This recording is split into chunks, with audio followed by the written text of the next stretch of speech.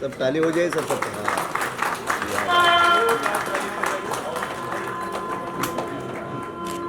हमारे माननीय अतिथिगण, अरे अध्यक्ष महोदय खड़ा हो जाओ ना भाई। दीप प्रज्वलन कर रहे हैं एक एक करके, क्योंकि दीप प्रज्वलन यानी अंधेरे से हम उजाले की तरफ बढ़ रहे हैं। क्योंकि एक बढ़िया कार्यक्रम है, उसकी शुरुआत एक दीप प्रज्वलन के साथ यहाँ पर की जा रही है।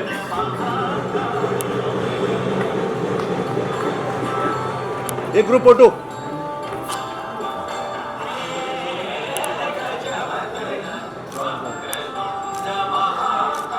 अरे भाई आप भी आ जाओ ना, सुनील भाई आप भी आ जाओ। ओके।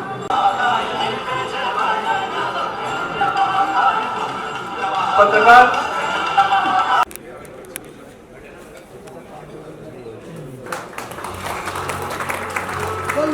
तालियां बजती रहे, जोर से बजे, ताकि मंच पर जो है उनको भी उत्साह मिले।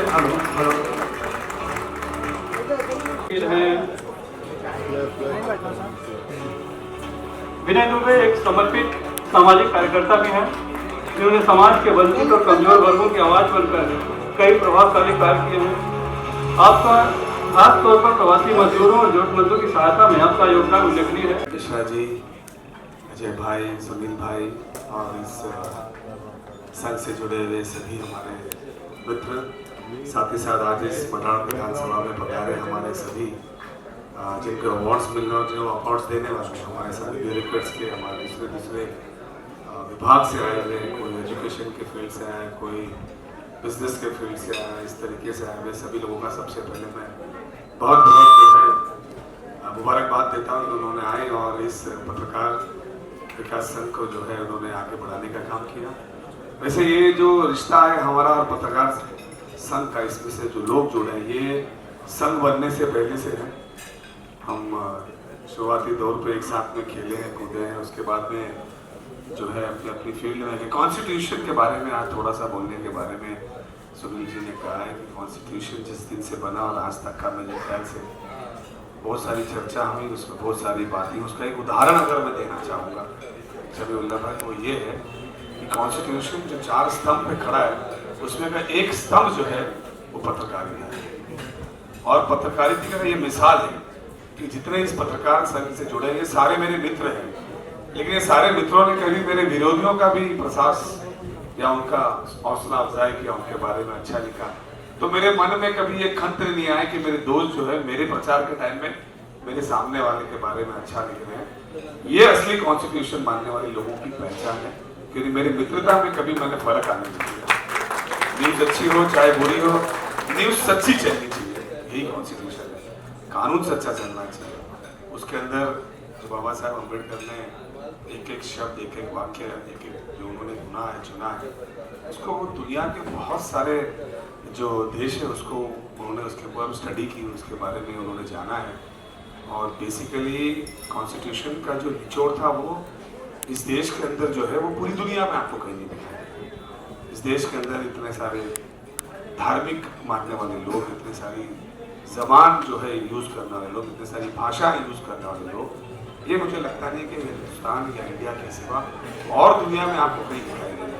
यानी हर 100-200 किलोमीटर के बाद में जो है भाषा चेंज हो जाती है, बदल जाती है, लेकिन सबकी सोच और सबकी विचारधारा वो एक होती है, वो है देश। सबसे प्रथम अगर कुछ चीज़ होनी चाहिए वो है देश, उसके बाद में वो सारी चीज़ें होना चाहिए। ये हम सबको अपने दिल में और दिमाग में उतार लेना चाहिए। और जो लोग ये सोच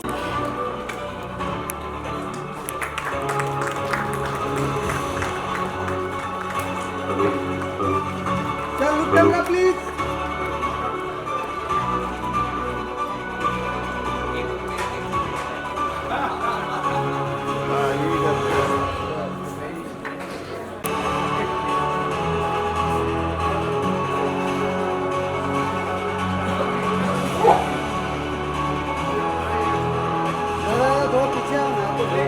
रेडी, लुक कैमरा प्लीज। सामने देखिए बोलो। Sir look camera please.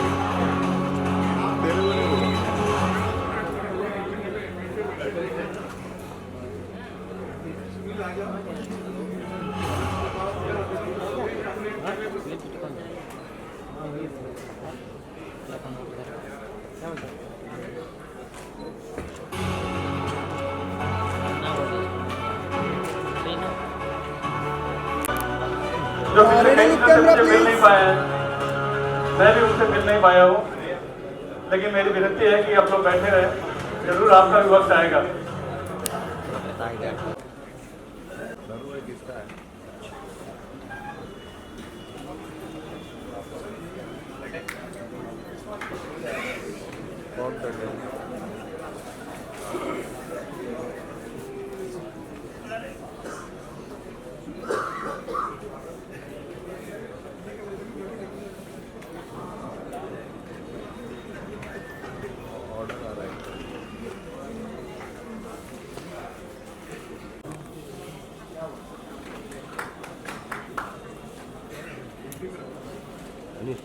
आगे जाके शूट करना, मैं भी कर कानून दिलाने का भी आपने कीर्तिमान स्थापित किया। आपके ही प्रेरणा से अनेक भक्तों को सारंगपुर स्थित कष्टभंजन हनुमान का प्रतिवर्ष दर्शन लाभ मिलता रहा है। आपको पत्रकार मित्र पुरस्कार से सम्मानित करते हुए पत्रकार विकास संघ गर्व का अनुभव करता है। समाज सेवी की आपकी पहचान निरंतर करते रहे। आपको और आपके परिवार को ढेर सारी शुभकामनाएं।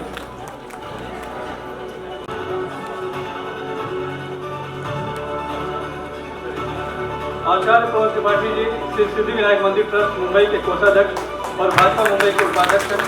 संन्यास आश्रम से जुड़े रहते हुए आपने हजारों छात्रों को संस्कृत शिक्षित किया और हिंदू धर्म के शास्त्रों का गहन अध्ययन किया। एक युवा अनिल कलगीर जी कृपया आपके मंच पर आ जाए।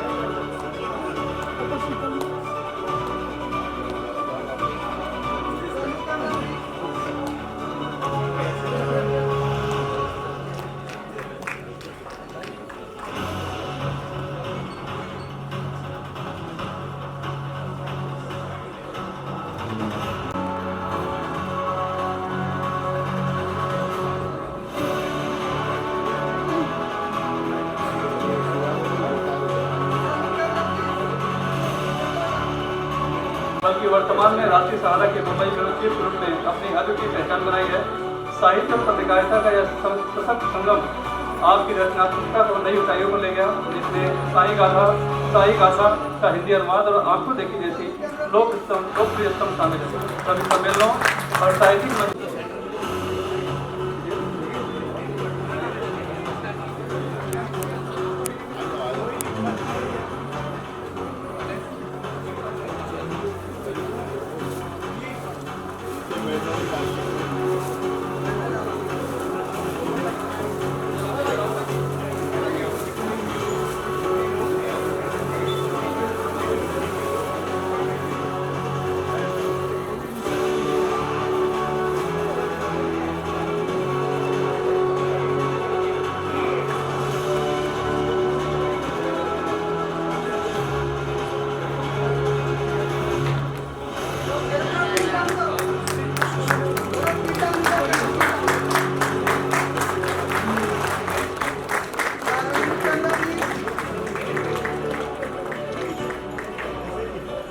ये कैलेंडर सभी को मिलेगा, आप घर पे ले जाइएगा। और इसकी खासियत है कि इसमें जो संघ से जुड़े हुए लोग हैं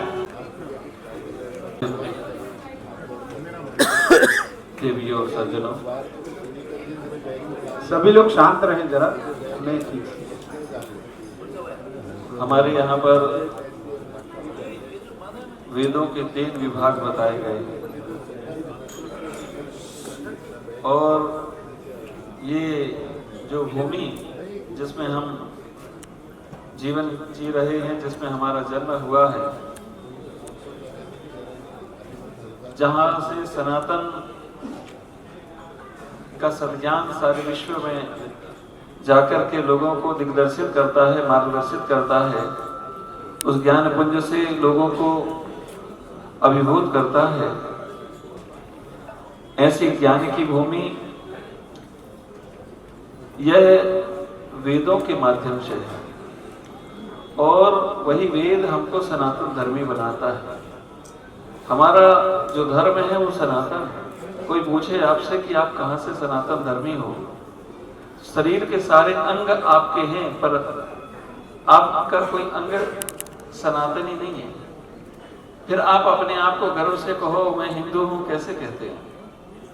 आप कैसे कहते हैं कि गर्व से कहो मैं सनातनी हूँ? तो ध्यान रखिएगा, शरीर से आप सनातनी नहीं हैं, आप सिद्धांत से सनातनी, और वो सिद्धांत कौन सा है? वेदो प्रणीतो धर्मः। वेद प्रणीत हमारा धर्म है। वेदो अखिल मूल धर्मः।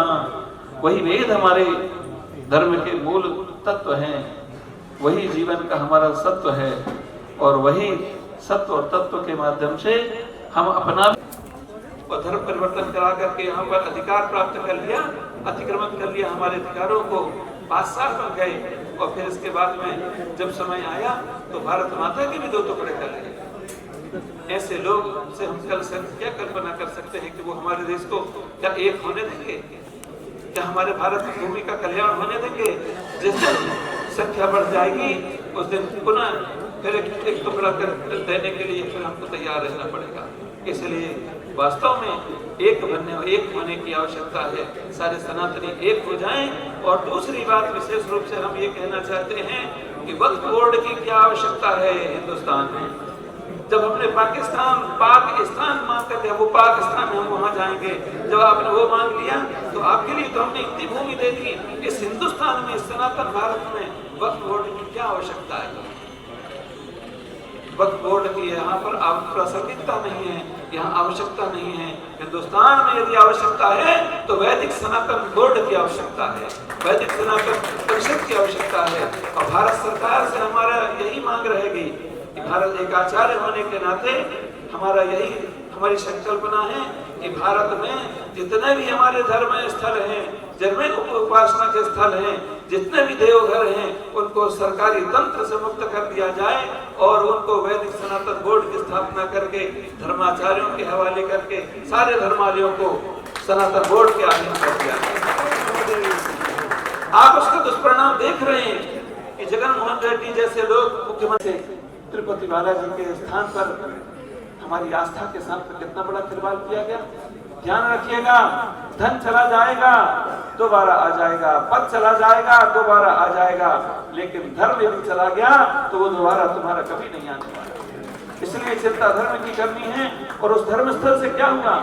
जगन मोहन रेड्डी ने सारे वहां पर जैसी सरकार बनी, वहां पर सोनिया गांधी और तमाम लोगों के इशारे पर उसने क्या किया? वहां पर ईसाइयत का प्रचार किया, लोगों को ईसाई बनाया।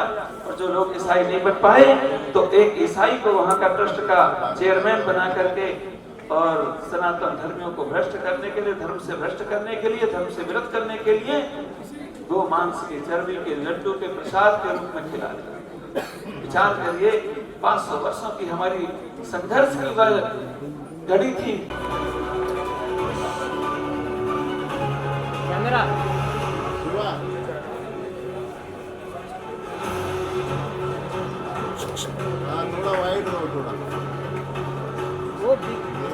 इसी के साथ हमारा जो पहला चरण था, आखिरी वक्त तक आप बैठे, लेकिन आपको जरूरी काम से जाना है, इसलिए हमें पहले नंबर आपको लगाना पड़ा।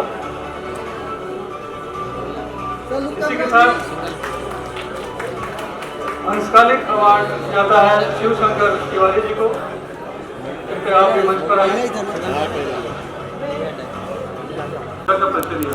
वर्तमान में आप आज तक के लिए अंशकालिक संवाददाता के रूप में कार्यरत हैं और अपने मार्गदर्शक साहिल जोशी के साथ काम करते हुए पत्रकारिता में अपनी विशिष्ट पहचान बना रहे हैं। आपकी प्रेरणा से कई डीटीपी ऑपरेटर और कैमरामैन आपके अपने क्षेत्रों में सफलतापूर्वक कार्यरत हैं। पत्रकार विकास संघ आपको पीवीएस जूरी अवार्ड अंशकालिक 2024 से सम्मानित करते हुए अत्यंत हर्ष महसूस कर रहा है। सतीश मालवाड़े का योगदान फोटो जर्नलिज्म में साहस, समर्पण और उत्कृष्टता है। आपको पीवीएस जीवन के पर्यावरण पे लिखते हैं और पर्यावरण पत्रकारिता में, जिसमें कि बहुत से कम पत्रकार रुचि लेते हैं, लेकिन प्रसाद सिंह उस पर्यावरण पत्रकारिता में अपनी लेखनी का परिचय देते हैं। आपको पीवीएस आपको बेस्ट जनरल कैटेगरी का रिपोर्टर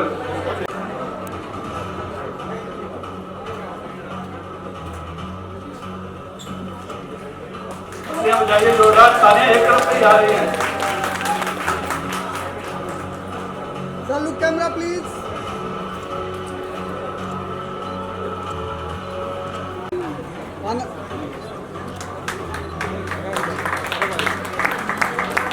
प्रेम शुक्ला जी हमारे अग्रज है, पत्रकारिता यूं कहिए कि हमने इन्हीं से सीखी है और वही गुरु का है। हालांकि इनके कई गुण हैं, कई रूप हैं, उन सब रूपों को हम लोग ले नहीं पाए, लेकिन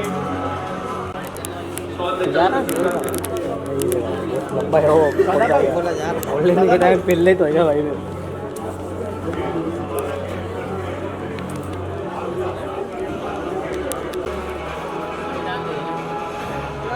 Camera, please.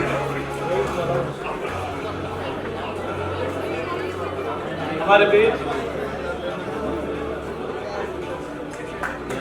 एडिशनल सीपी अभिषेक मुखर्जी कल पत्रकार थे। वैसे जैसे मैंने कहा कि पत्रकार कभी रिटायर नहीं होता, पत्रकारिता जिंदा रहती है उसके मन में, और हम दोनों हमारे गुरु हैं। इन दोनों को देखते हुए हमने सीखी है पत्रकारिता, हमारे लेखों के इन्होंने कलम भी चलाई है। तो ये स्वर्णिम अवसर है कि दोनों यहाँ पर है। समय जब सब लोग बच रहे थे तब इन्होंने अपने अभिनय का काम छोड़कर, हालांकि वो बंद रहा होगा, लेकिन उन्होंने सेवा दी, अस्पताल में खतरा मोल लिया और सेवा दी। उसके लिए भी हम पहले इनका सम्मानित कर चुके हैं, आज यहाँ पर आएंगे उसके लिए बहुत बहुत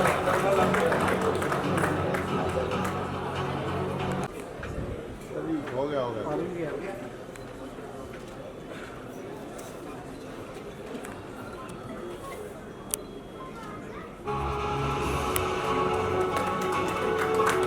Look camera, please.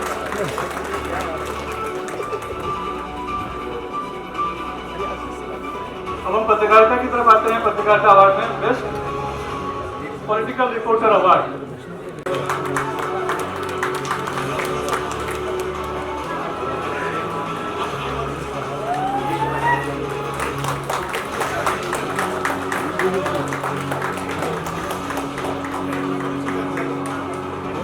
Look camera, please.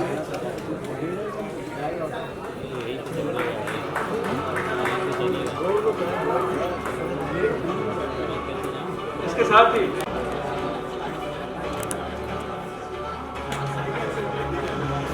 Shrikant भाई अभी भी बीबीसी में हैं, लिखते हैं, और अजय भाई हमारे साथ अगली टीम में रह चुके थे। इन्होंने रामनाथ गोयल का अवार्ड भी जीत चुके हैं। ऐसे महान लोग हैं पत्रकार यहाँ पर यूनिवर्सिटी में। आप दोनों का यहाँ पर स्वागत है।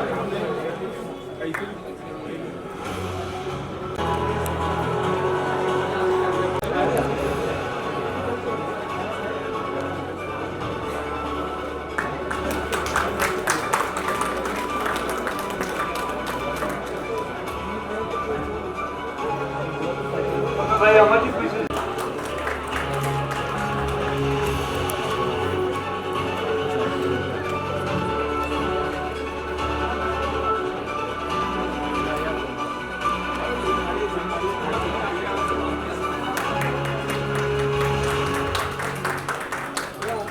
Look camera, please.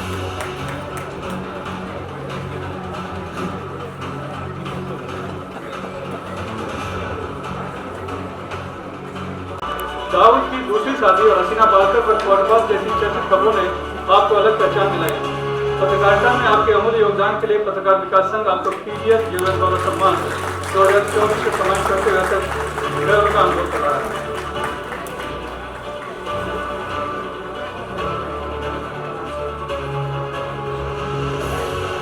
काफी खबरें जो होती है कि जो तो असर करती है, छाप छोड़ती है, उसका इम्पैक्ट जरूर आता है। और बड़े से तीखे किस्म के पत्रकार हैं। काफी फोन आते हैं जब इनकी खबरें छपती है कि इनको जानते हो, तो मैं तो Look camera.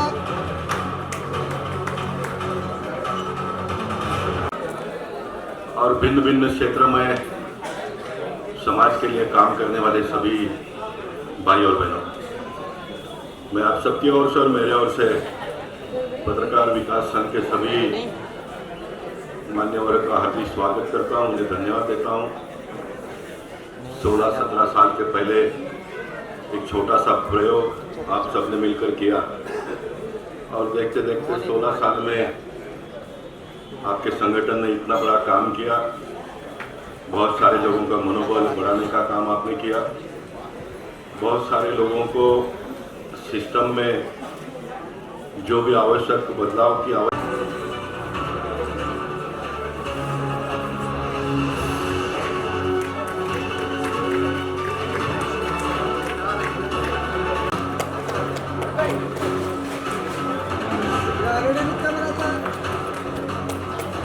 कहता कि राइजिंग स्टार और ब्लू कॉलर वर्कफोर्स के समस्याओं के समाधान के दूत हैं। आप धड़क कामगार यूनियन के संस्थापक हैं, जो 300 से अधिक प्रतिष्ठित कंपनियों के 7 लाख से अधिक कामगारों का प्रतिनिधित्व करती है। पत्रकारिता के साथ साथ आप Abhijeet Narayan youth foundation, the great Maratha education trust और अखिल भारतीय मराठा महासंघ जैसी सामाजिक संस्थाओं का सफल नेतृत्व कर रहे हैं। श्री राणे का जीवन खेलों, पर्वतारोहण और सामाजिक कार्यों के प्रति, जिसे हम आज लेजिस्लेशन कहते हैं, यानी कि कानून जो बनाते हैं, तो वो लेजिस्लेशन भी राजा के पास हुआ करता था, वही कानून बनाते थे। जो कार्यपालिका है, एग्जीक्यूटिव्स, वो भी राजा के ही हुआ करते थे, और जो न्यायपालिका थी वो भी राजा के ही नियंत्रण में चलती थी। लेकिन अगर संविधान ने कुछ किया है तो इन तीनों चीजों को अलग कर दिया।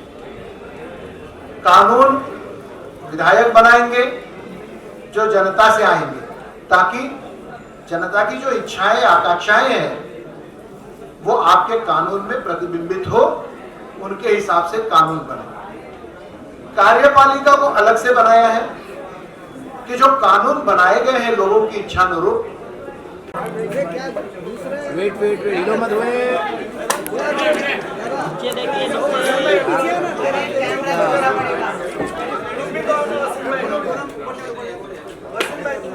सर आप पीछे आ सकते हैं, थोड़ा सा उधर पीछे लेना। सर थोड़ा पीछे आओ, वो ग्रुप में ना हो, फिर से लेना। Ready, look camera please. बोलने के साथ साथ सॉन्ग गाऊं तो चलेगा।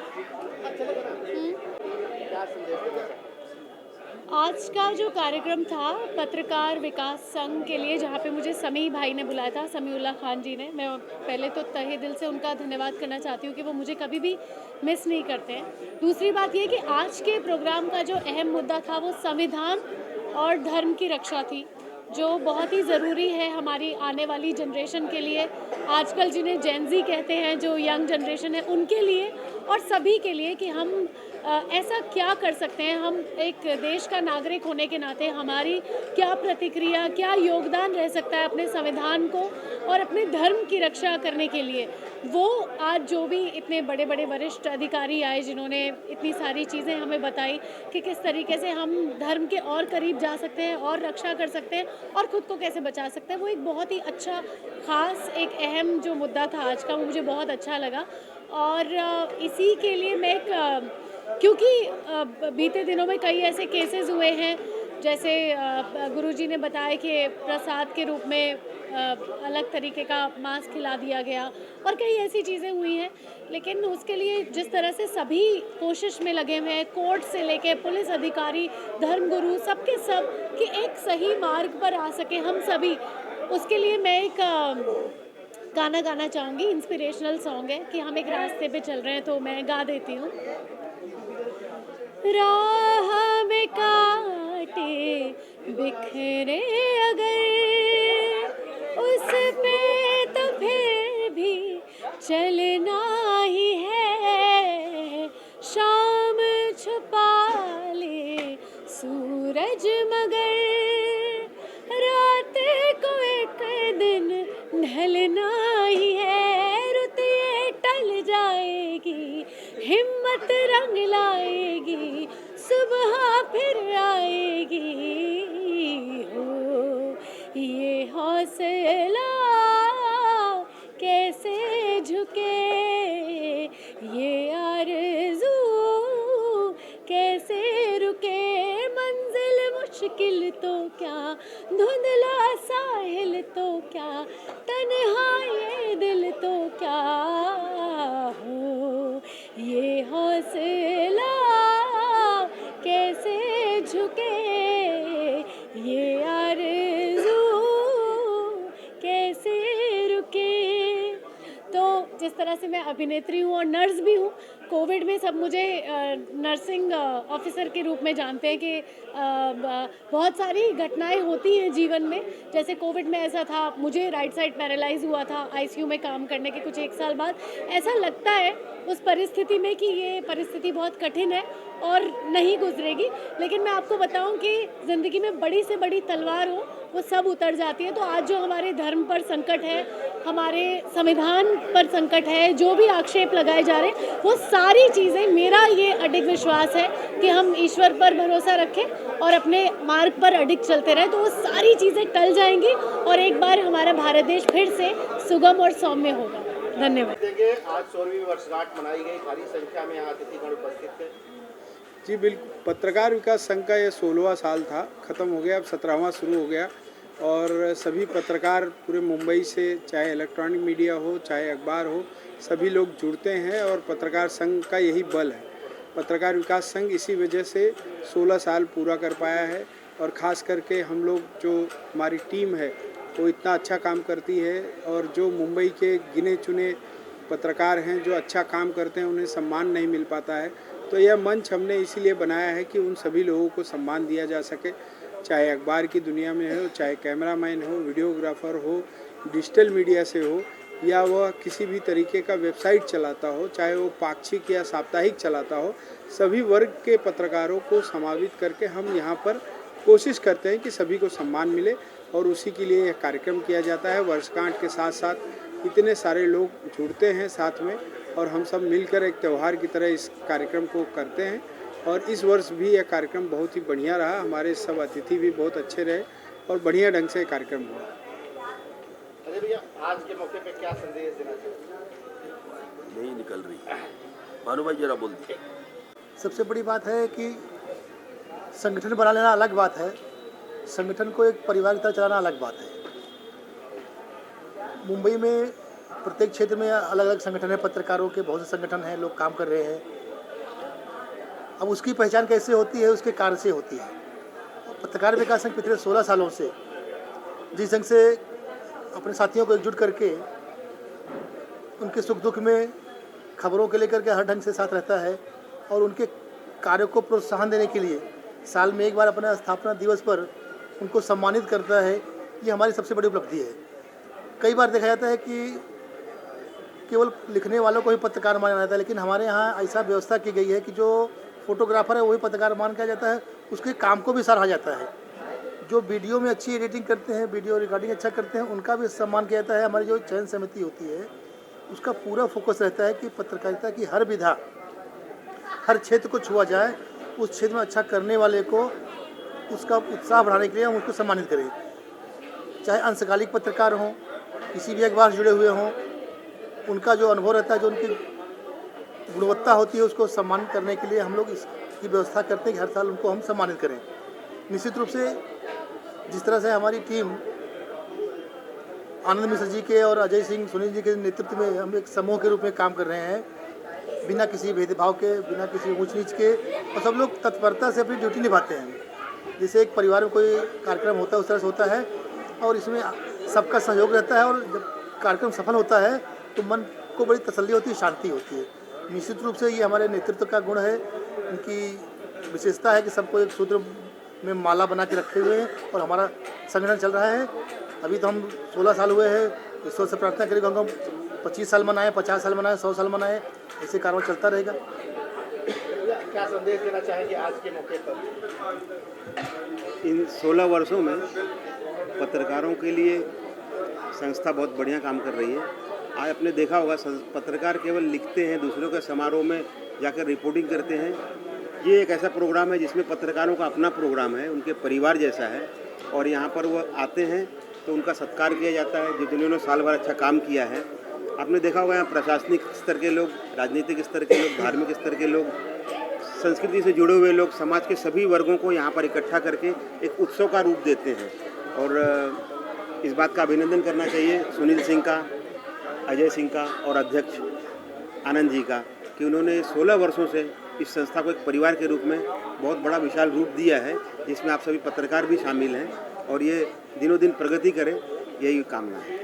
काय म्हणाल ठाकरे संजय राऊत यांचं आत्ताच एक वक्तव्य आलेलं आहे की ते महानगरपालिकेच्या निवडणुकांमध्ये एकला चलोचा नारा दिला, कुठे ना कुठे महाविकास आघाडीमध्ये प्रश्न निर्माण होता। नाही, याच्यात महाविकास आघाडीमध्ये प्रश्नच येत नाही ना।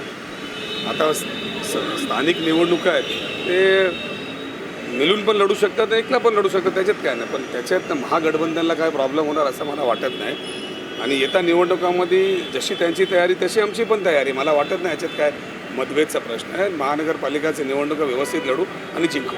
आणि सर जे काँग्रेसच्या कार्यालयावरती हल्ला झाला होता त्याचं कुठे ना कुठे कारवाई तर झालेली आहे, पण राहुल गांधी यांच्यावरती खोटं नरेटिव्ह भाजपाकडनं पसरवलं जातं असं वाटतं. त्यांच्याकडून चूक तर झाली पार्लिमेंटमध्ये, आता ते लपवायचं कसा? म्हणजे हे सगळे उद्योग करायचा, याला मारण झाला, काँग्रेसचं पक्ष कार्यालय तोडायचं, महिलांना मारायचं, हे कितपर्यंत योग्य आहे? महिलांचा आदर किती आहे हे दिसतोय ना.